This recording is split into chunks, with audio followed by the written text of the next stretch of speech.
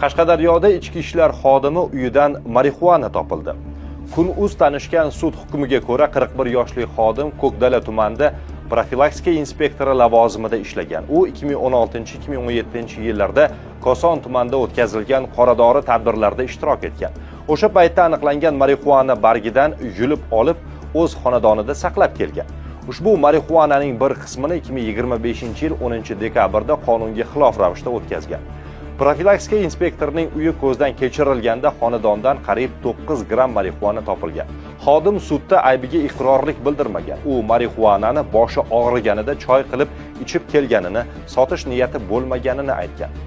2014-yilda Buxoro shahrida ichki ishlar xodimlari o'rtasida o'tkazilgan sambo kurashi musobaqasida bo'ynimdan jarohatlandim. O'shandan beri boshimda kuchli og'riq paydo bo'lgan.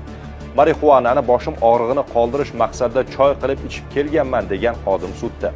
Sud profilaktika inspektorini narko jinoyatda aybli deb topdi. Unga 3 yil 6 oy ozodlikdan mahrum qilish jazosi tayinlandi.